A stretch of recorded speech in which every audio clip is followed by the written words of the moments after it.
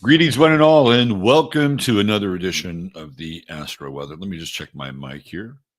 I gotta make sure I have the audio in the right. Yes, yes, we are connected. How is everybody? Greetings, Chataria. Buenos dias. Let's just do a little name check here. Check a mic check. DJ MC batting lead off. What's going on, brother Mike? Road trip 1981. Veronica's Barn, California, representing bright and early. There's my man, Ryan. Warlanda checking in. Warlanda, I have two sips left. Two sips left. Here's to Warlanda. I just made it one big sip. Exclamation mark. Misbehaving too. What's going on with you? There he is. The glue guy, T. Chardin. Greetings, Tomas. Dorian McLean checking in from the land of the painted sky. And right behind her, Nora Rashid, roughly in the same location, New Mexico, in the house. Maya Rose is here. Greetings, Maya. Buenos dias. Who else do we have? Let's see. Carly's here. Hi, Carly. Here she is, the lovely and talented one, on her way to fix many mouths. Dr. Jonas. Laura E is here, soul traveler, healing heart. Rosie, Sue Leonard. We got a Sue Leonard sighting. Hi, Sue. Here's our resident genius, bona fide genius, Mary Lee. Greetings, Mary Lee. Glemmis Spank. Vivi. We got a Vivi sighting. Checking in from Georgia. Georgia. Liddy Lou. Janet representing McKinney, Texas. Barbara Boots. Virginia in the house. Brandy Herrera reminding us of the toasty morning there in the Arizona desert. 62 degrees with the beautiful sunrise on the way. Jeff Rosen, my guy from the FLA. What's happening, Jeff? Esperanza Vents is here. Blue Lotus. T. Witten. Uh-oh, we got a birthday. You know what happens. You know what happens when it's your birthday on a May Day. You know what happens. You get a birthday song. And you know who you're going to get. He's our go-to guy. He is our go-to guy right here. So for all you Maydayers, and it happens to be your birthday, you get the birthday guy. Your birthday, happy birthday. It is your birthday. It is your birthday. It is your birthday. Happy birthday. Your birthday. Your birthday. Your birthday. Happy birthday. It is your birthday. It is your birthday. It is your birthday. Happy birthday. There you go. A little birthday baptismal. Little birthday baptismal, T. Witten. All right. Who else do we have here? Did I say hi to Soul Traveler? Moira in New York City. We're going to be talking about New York City over on 15 minutes. Link is in the description of the show. There's my man Steve, the God of Thunder. Peter Byam, what's up? What's up, Peter? Rainbows and Butterflies. Melissa Stanton, Florida. Speaking of Florida, checking in. Let's see. Gucci the Goats. We got a Jake sighting. Wow. This is an all-star cast of Chataria. I'm telling you right now. Curtis Moonflower just joined us. Claire beaming in from Scotland. Kelly B, our road warrior, is also here. There you go. All right. Lots of talent. Lots of talent in the old chatteroo. Okay. Well, let's get into the Astro Weather, shall we? The serious part of the day. Okay. All right. There we go. The moon is clearly in Aquarius. So that means you have a license to act goofy. You can put on your goofy hat today. And if anybody asks you, why are you acting so goofy? You say, moon's in Aquarius. You got to try it sometime. It might actually enhance your personality a little. Yeah, so the moon is in square with a lot. Mostly the sun. So we have the intractable sun, second decan, Taurus, of course, the Mayday sun, and you know, lovely Taurus. We love Taurus. Fixed sign, stubborn, at times intractable. And we have the moon today in Aquarius, fixed sign, intractable. I think we're gonna talk about Mars. We're gonna talk about the moon. We're gonna talk about protests, heat on the streets. I think today is going to be a day where things get escalated. We're looking at an escalation day in terms of what's going on the campuses, what's going on with Israel, what's going on with this ongoing psychological operation, which is really what it is, and a bunch of, I think, well-meaning and wide-eyed, idealistic, innocent college kids getting swept up in a big fucking psyop. So we'll get into some of that over on 15 minutes, but Aquarius is rebellious. It's a rebellious sign. And the moon, of course, is our emotional capacitor, so to speak. And don't think that these events are happening solely in a vacuum. Now, we know that there seems to be some kind of crowd seeding. You've heard of cloud seeding? Well, these events are about crowd seeding. But that said, these individual events and the people in the event are well aware of what's going on in other places. There's a thing called the internet, and they have live streams. So if somebody is protesting at, say, UCLA or UT, they're well aware of what's happening at the University of Columbia or Columbia University in New York.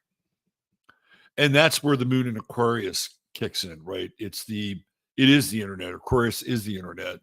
Aquarius is sort of the global mind. And we're going to talk a little bit about the idea of the global mind when it comes to our star of the day. So stay tuned for that. Oh, by the way, please hit subscribe. Please hit like. And if you feel like buying me a cup of coffee, there's a link below inside the show description. And everybody who has bought me a cup of coffee or multiple cups of coffee, thank you very much. I appreciate the coffee. So there you go. Anyway, today's one of those days where the global village responds. So we're in this weird escalation. We're in a weird escalation, right? It's like, oh, that happened in New York. Well, we've got to step up our game now, right? So this whole thing is going to start to mushroom. And the more that they show up in force, the more that people will show up as part of the thing that is going to be enforced, right? So this is just getting started. That brings us to Mars and Aries. And I think we're going to see this massive escalation in terms of the police presence on the streets in some of these areas. And it might clearly, New York, if you understand, it's like like if you went to UT in Austin, UT's kind of on the eastern side of the city, sort of the eastern northern side. It sort of occupies its own territory. It might barely sort of touch the downtown area and the capital, but it really doesn't, right? Um, that's not the case with Columbia. Columbia is located in the city. It's not like it's, somewhere, outside of the city in this kind of isolated environment. So, this is going to spill over ultimately into the streets of New York, which it did last night. And what's fascinating about all of this is, we often talk about distractions. And I think there's a lot of distracting energy that's being promoted, right? So they just passed this huge omnibus bill with massive amounts of funding going to Israel and Ukraine. Of course, that's part of the narrative, right? But we're not talking about that. The media is not reporting on that. What they're reporting on are the great unwashed masses and the brutality towards Jewish students on the various campuses. We're not talking about the massive amounts of migrants that are on the streets of New York, uh, robbing the shit out of stores in New York, not just migrants, but also New Yorkers. We're not really talking about that. We're not talking about the open sieve, which is the border. No, we're not talking about that. We're talking about the protests. So there's some really interesting energy here that's all about deflection. And you can see this, with a lot of the squares, right? So we're caught up and bound up in this tension, especially today with the sun squaring the moon. And as the moon moves through Aquarius, I think this is going to heat up because it's going to square Uranus and it's going to square Jupiter. And I think today is one of those days where you're going to see headlines and demands for more control. And I think ultimately what they're trying to fester here is a situation where it does spill out onto the streets, where it becomes sort of like a version of the Summer of Floyd 2.0. Remember, right? The whole thing with George Floyd really kicked off in the month of Gemini, and that was May 24th. We're 23 days away from the was it the 4th anniversary of George Floyd, and it was the George Floyd mostly peaceful protests that ultimately became a part of the election narrative. You remember how people were just either confined to their homes because of COVID, or they didn't want to hit the streets because of George Floyd and Black Lives Matter and Antifa. And there were all kinds of helpful people going door to door, more than willing to harvest your ballot. Well, guess what? We have another situation brewing where there is tension on the streets, mostly on college campuses. But at what point does it spill over? And I think last night we saw the beginning of that.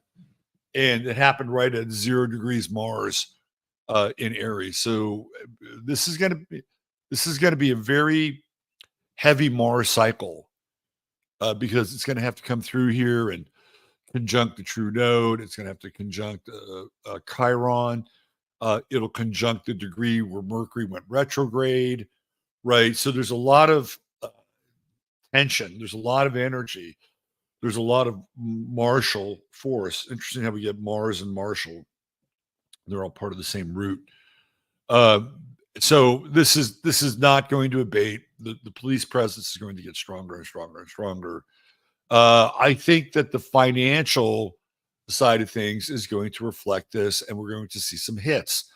Now, of course, if you have stock in some kind of biosecurity company, I'm sure you'll do just fine because some of these companies will go up in value as Americans cry for more security, more order, and the ability for people to peacefully go to campus or go to class on campus. Well, classes are ending, right? They're ending. Does that mean that the occupations will end? No, they're not going to end. Why? Because the majority of those students who are there at the colleges don't even go to the colleges. Recently, there were 77 arrests at the University of Texas. 46 of the people arrested didn't even go to the University of Texas. So these are protesters for hire. Now, that doesn't necessarily mean that they're not into the protest or the cause, but if they're getting $20 an hour and they're getting food and lodging, uh, it makes the cause a lot easier to take up, doesn't it? So there's a lot of tension and conflict, and it's going to continue throughout the day and the evening. Now, when the moon moves into Pisces, and we're getting closer to the weekend, it might be a bit more passive because the moon is going to have to go through this sort of Piscean gateway. But the minute that moon goes into Aries, so we're basically uh, what uh, 2.5 days away from that, roughly 2.5 days away. Oh, 3 days away. When it moves into Aries, it's going to really kick up a shitstorm with that Moon Mars conjunction. Everything is inflamed. That's the terminology I would use, inflamed. And I would assume that we haven't seen a lot of fire lately as part of these protests, but I could see where at some point fire enters into the playbook, and it's going to be much more apt to enter the playbook with Mars and Aries. So where are we personally? Well, the moon in Aquarius always gives you a unique opportunity to detach from the situation. And in a weird way, I feel very detached from the situation because of how I've described and broken down, for the most part, what I would call false narrative or false. I really feel like at the end of the day, the protest side, especially the organized and um, what's the word I'm looking for, astroturf side, and the reaction side, which is the law and order side, they're both the same side. They're both the same side.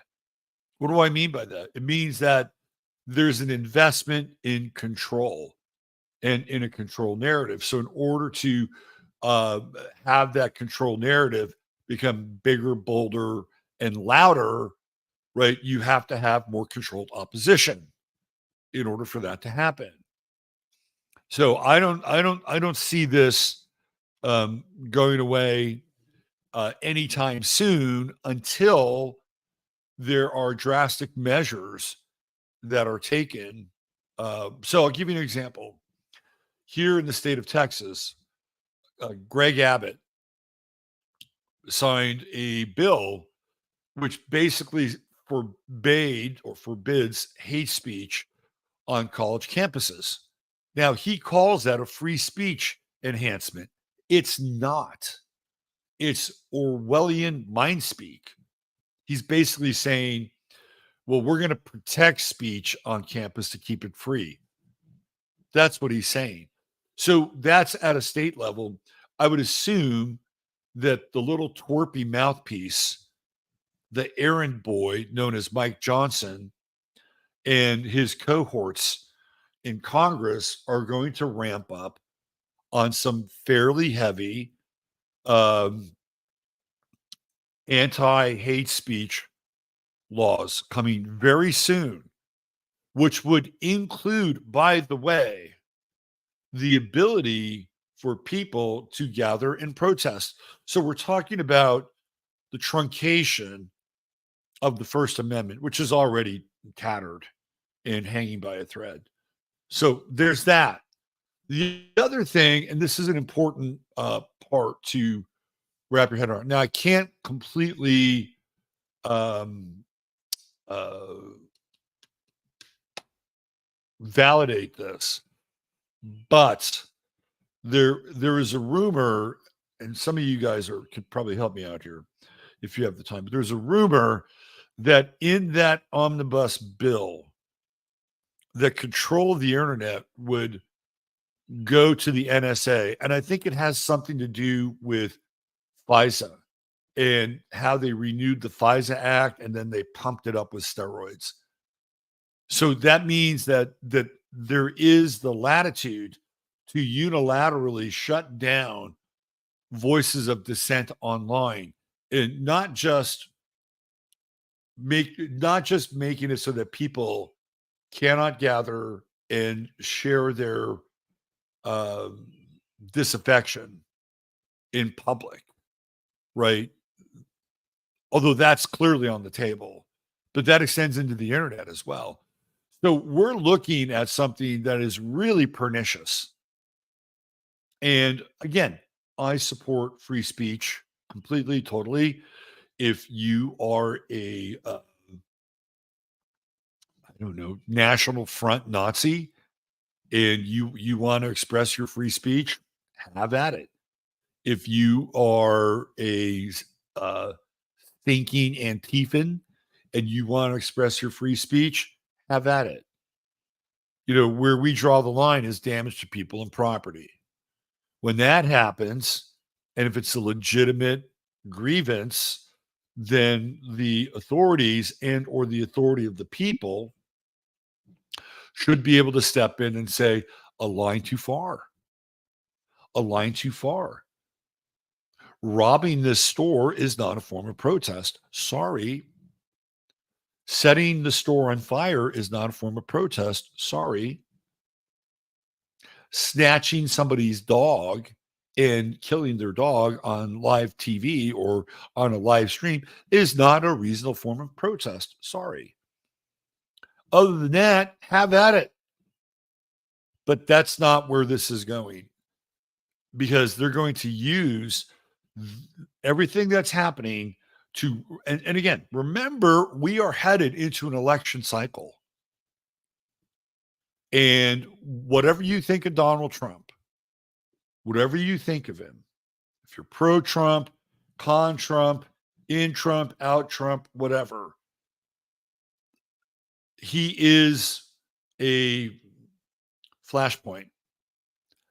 And the flashpoint that is Donald Trump is connected to what I would call conservative, right-wing, patriotic political dissent.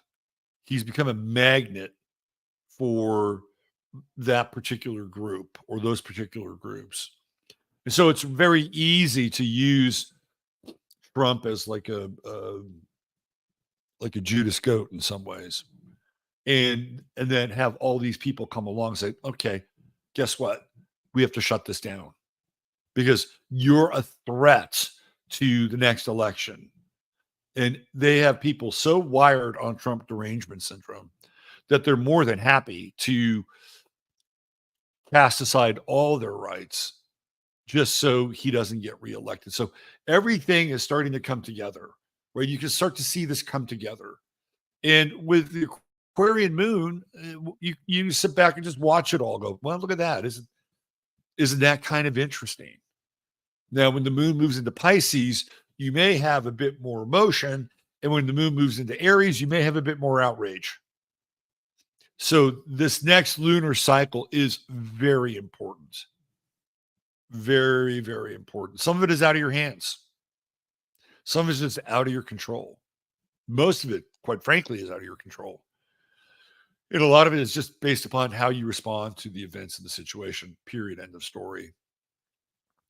Now, I do think that on a personal level, it's really important for us to not get too caught up in the collective world. Like the best form of protest that you could have is to be more involved in your own life. What an absolutely revolutionary thought, to be more involved in your own life. And a lot of us, look, I've never been, how do I say this? I've always had political awareness, but I've never been a political person, meaning that I never really believed in the political system. although I knew what was going on.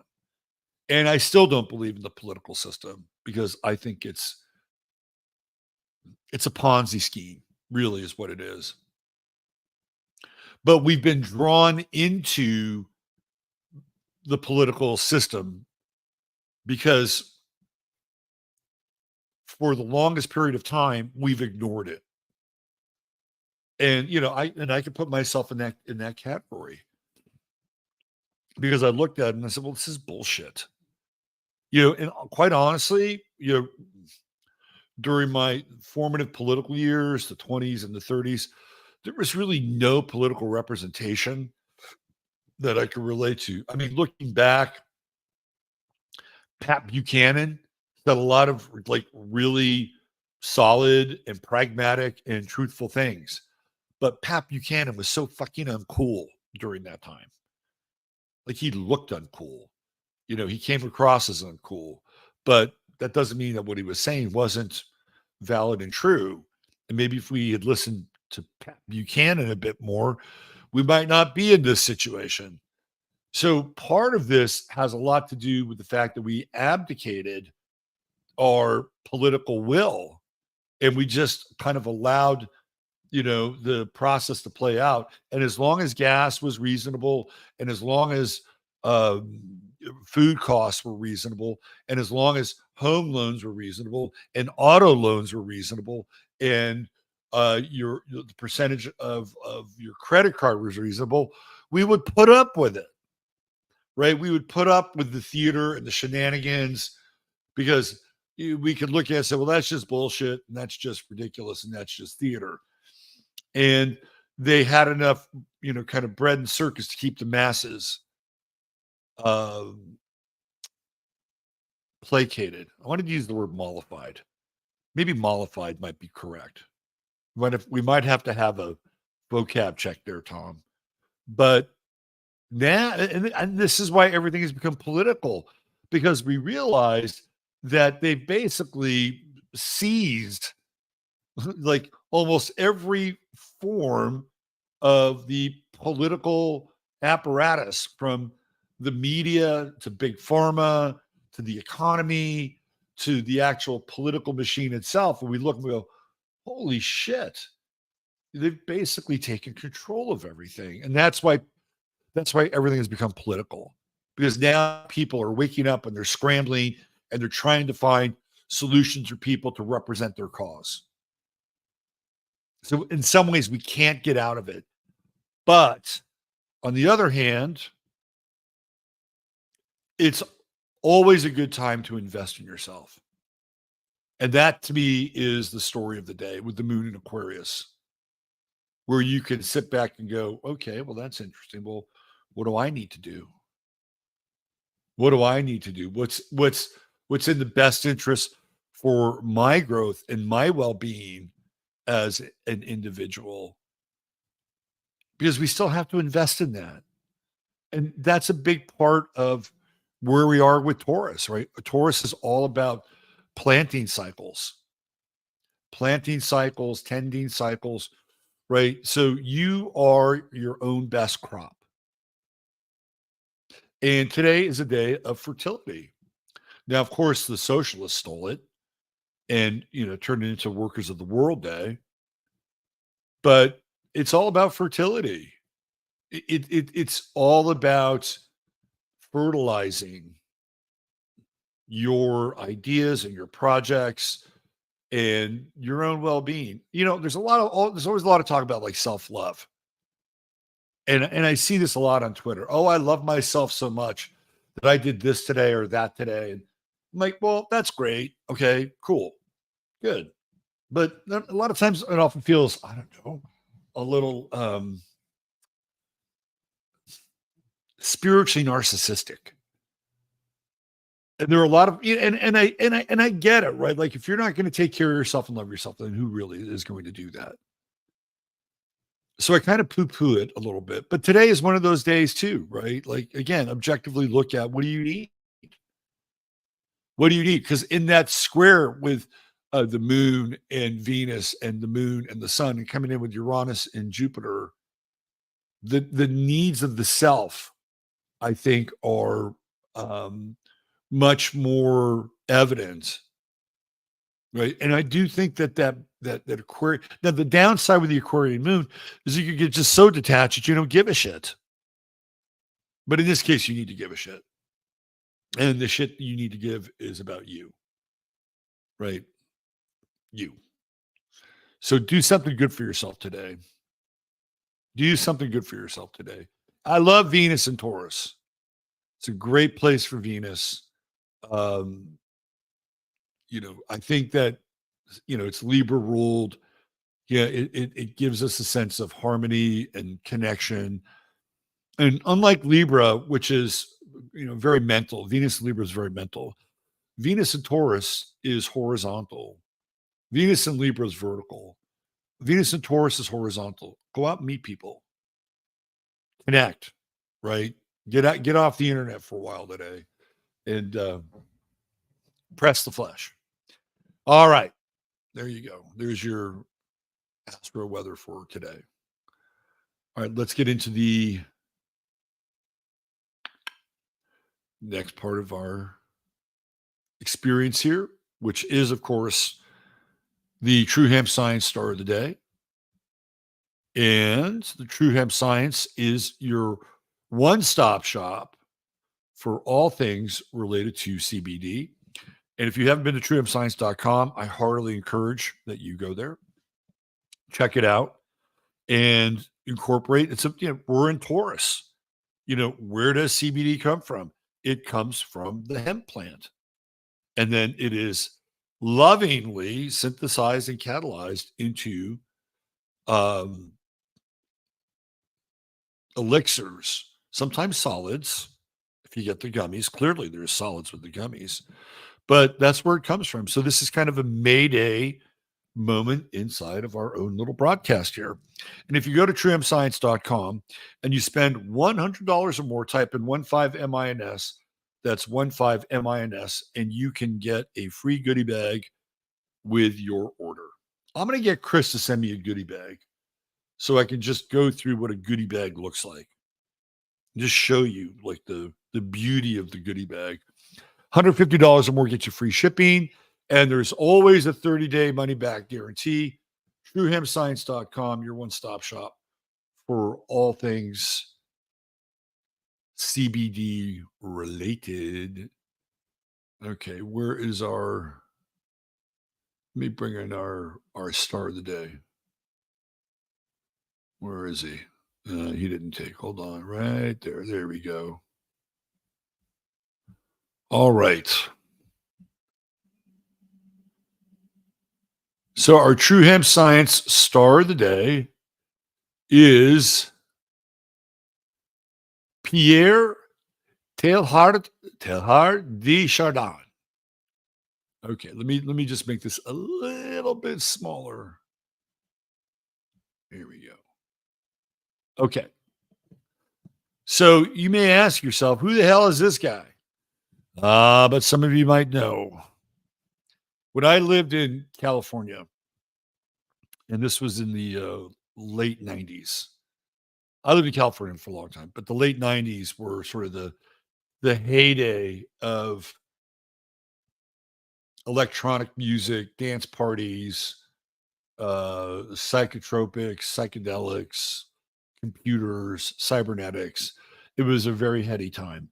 And one of the people then, and I would say also during the early 80s, who became kind of this seminal figure is this guy. And particularly during the early 80s, where there was a lot of kind of cross-cultural new thought that was spilling over from these various ecumenical traditions into the New Age world. And he shows up again towards the end of the 20th century. And Deschardins is a really interesting character. He's a Jesuit, and you can just see that this guy is just built for the monastic life, right? Like look at what he's got going on here. Jupiter, Sun, Neptune, Venus, Chiron, Pluto, right? Like we can even start with Saturn. Saturn, Jupiter, Sun, Neptune, Venus, Chiron, Pluto, all in Taurus. Jupiter, Sun, Neptune, Venus, Chiron, Pluto, Moon, all in 12th house. That's a monastic chart because we talk about the 12th house in those terms, right? We talk about the 12th house as, representing places we don't normally go: hospitals, sanitariums, prisons, monasteries, whorehouses, crack houses. Are crack houses still a thing? I'm not sure if they're still a thing. I think the crack house is now like on the corner. It's all out in the open now, isn't it? Anyway, this guy clearly represents that. And he was a Jesuit.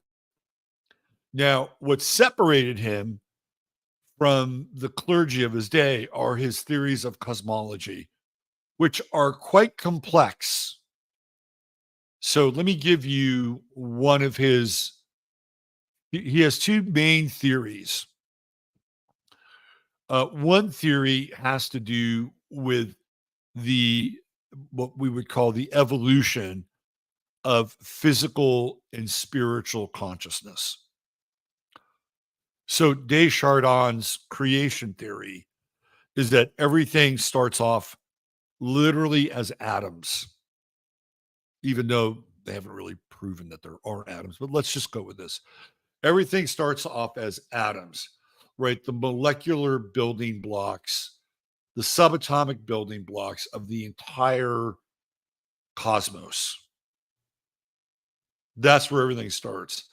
And then there is this evolutionary arc from primary cause and primary creation to complexity. And his theory was that as we evolve from the atomic state, and I don't believe he is necessarily a Darwinian evolutionist. However, he's getting very close to the flame with some of his theories, which, by the way, are very counterproductive or contrary to Catholic thought, because he's a Jesuit Catholic. And the whole idea is that from the subatomic to the human experience, that it is an exercise in ever evolving complexity, and that the physical realm of complexity would theoretically also match the spiritual realm of complexity. So for Chardin, everything was an upward evolutionary arc. And you can see that he has radical ideas, right? He has all these trines to Uranus. He's got a Jupiter trine. He's got a Saturn trine, Sun trine. I mean, everything in his massive Taurus stellium trines Uranus. So he's going to be an original thinker. And being an original thinker at the time that he was an original thinker, like it was better than the Middle Ages, but still not great, because he was often warned by the Catholic Church to stop his writings, stop his evolutionary philosophy, and lock him down, right? He really can't do that with this chart. I'm sorry, it's just not going to happen. The other thing with Chardin that is part of his cosmology is this idea of the noosphere, right? So the noosphere, you spell it Noosphere, the noosphere. And the noosphere was this is almost like Steiner in some ways. So the noosphere is like this band of, well, let's call it like ectoplasmic energy. And the ectoplasmic energy is the recipient of our experiences. So it becomes almost like a collective monad. And it becomes this sort of sentient, living, collective mind. And again, these are concepts that are very radical for a Jesuit Catholic of the day. But for Chardin, he saw this as kind of the mechanics of God. And when you look at Taurus, it's a very mechanical sign in a lot of ways, right? It's all about form and function. So he's a very interesting thinker, right? He has Mercury in Aries. So he's going to be a pioneer with thought. And he has a conjunction with Saturn, which means he's not going to give up. It's a wide conjunction, but he's not going to give up his thoughts or his ability to kind of pioneer new territory. And ultimately, over time, again, with that Saturn Mercury conjunction, he'll become known for his ideas and thoughts. And even with Aquarius on the midheaven, right? Like his approach to the outer world is going to be Aquarian. And I wonder, again, with astrology, had his midheaven been Pisces, would he have been so revolutionary in his own way? I don't know the answer to that. But I would tend to think that it would be, even though he would have Mars in Pisces in his 10th house. So he has some squares going on here. He's got a Mars moon square. I think this is the man, even though Mars in Pisces can be very passive. I think if he was angered, he'd have a bit of a temper. You kind of see it in his eyes, right? Don't fuck with me. And then he's got that moon Uranus square. So he's, especially in Gemini, he's always going to kind of throw people off. It's an incredibly imbalanced chart in a lot of ways. But I think when you get into genius, you'll see very imbalanced charts that represent a form of genius. And I think he qualifies. Whether or not you agree with him, whether you think he's a heretic, whether you think his ideas are harebrained, he was thinking about and putting together cosmological models that nobody else was doing at the time.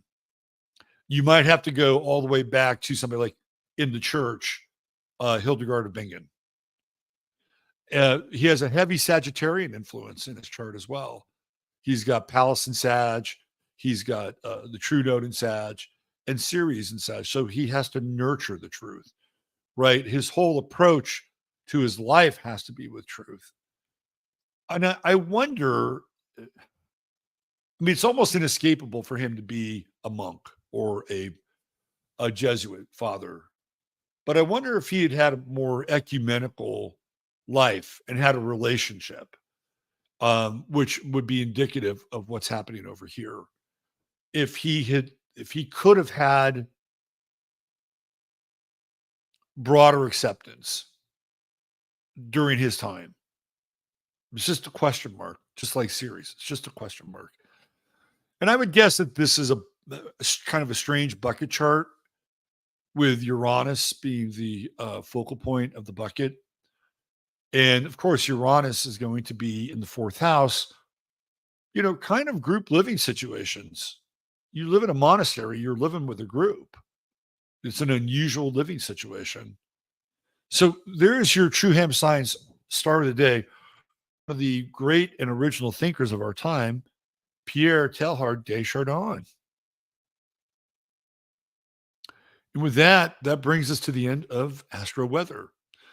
So please join us over on 15 Minutes. There's a link in the show description. Hopefully, Tom, Ryan, Michael, or Steve might have put that in the chat, and we will continue the discussion. And as a tease, I have something kind of breaking news that I'm going to share with you over on 15 Minutes. That's a real tease, isn't it? Anyway, thanks for being here. Have a blessed day. We'll see you back here tomorrow for the Astro Weather. Take care and do something good for yourself. Bye for now.